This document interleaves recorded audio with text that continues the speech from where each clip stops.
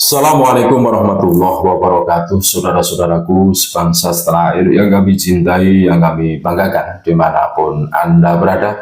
Alhamdulillah pada kesempatan yang berbahagia ini bisa menyapa kembali saudara-saudaraku semua. Jangan lupa, ayo kita bahagia bersama-sama saudara-saudaraku semua. Kemarin hari Sabtu ya, tanggal 25 Januari 2025, DPD Dewan Pimpinan Daerah Banyumas mengadakan rakerda.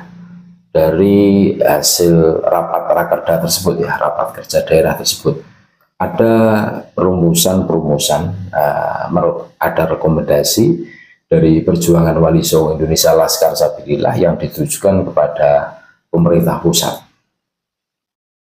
Salah satunya adalah membuat atau meneliti apakah benar orang yang mengaku sebagai cucu Nabi ini betul-betul cucu Nabi dari segi apapun. Nah, ini tugasnya pemerintah, menuntut pemerintah agar supaya menelusuri, meneliti apakah betul Habib ini betul-betul cucu Nabi atau hanya sekedar ngaku-ngaku saja, gitu loh.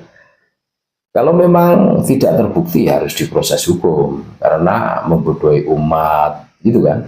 Terus jualan sebagai cucu Nabi, dan ini harus dihukum seberat-beratnya orang-orang seperti ini. Biar orang tidak seenak semaunya sendiri ngaku-ngaku sebagai cucu Nabi. Ini menarik ini. Ini harus didengarkan karena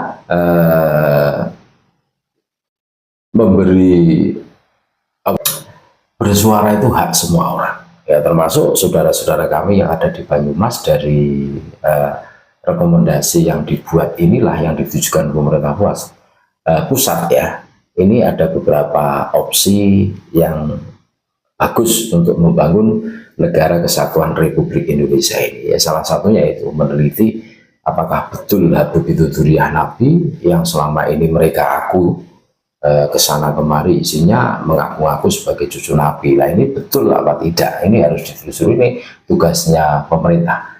Nah, untuk lebih lengkapnya mari kita dengarkan bareng-bareng bagaimana bunyi dari rekomendasi tersebut yang ditujukan kepada pemerintah pusat. Bareng-bareng saudara-saudaraku. Memproses hukum seluruh pengurusnya apabila terbukti bahwa para Habib ini bukan dzurriyyah Nabi Muhammad SAW. Jadi tidak hanya minta agar membubarkan Habib Alawiyah, tapi juga memproses hukum para pengurusnya apabila terbukti bahwa mereka bukan dzurriyyah Nabi Muhammad SAW. Tujuh. Deportasi pulangkan hukum, pulangkan ke zaman. Kemudian yang kedua, kita minta kepada pemerintah pusat yang punya otoritas untuk mengusut dan menindak tegas dalam kurung memproses hukum terhadap siapapun dari kalangan Balawi ataupun kalangan manapun yang merusak dan membelokkan sejarah Nusantara. Wajib. Kemudian butir berikutnya susun kantor Mbak. Kantor, sip.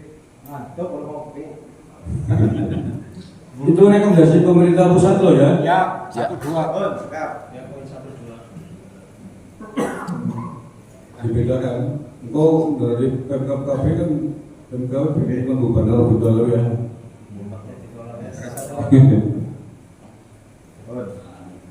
Kayak saya lagi untuk rekomendasi pemerintah pusat, yang pertama adalah kita meminta pemerintah negara Republik Indonesia untuk membubarkan Rabithah Alawiyah dan memproses hukum para pengurusnya apabila terbukti bahwa mereka bukan dzurriyyah Nabi Muhammad SAW. Yang kedua, kita minta agar diusut tuntas dan ditindak tegas dalam kurun proses hukum terhadap siapapun dari kalangan Balawi ataupun yang lain yang terbukti merusak dan membelokkan sejarah di Nusantara. Kemudian berikutnya, sabar. minta kepada Guru. Ya.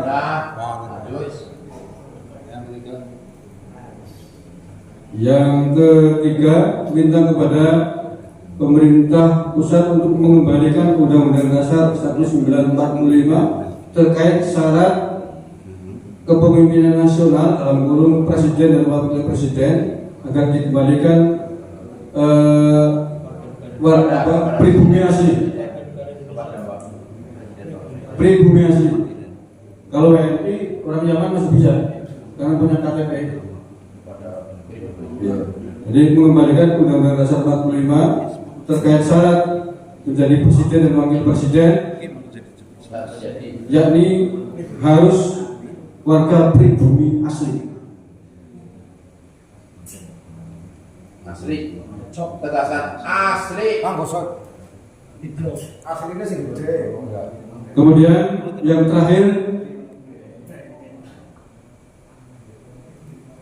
agar pemerintah pusat melakukan review dan koreksi terhadap buku-buku sejarah Indonesia yang mengalami distorsi atau penyimpangan yang dilakukan oleh kalangan Pahlawi ataupun non Pahlawi.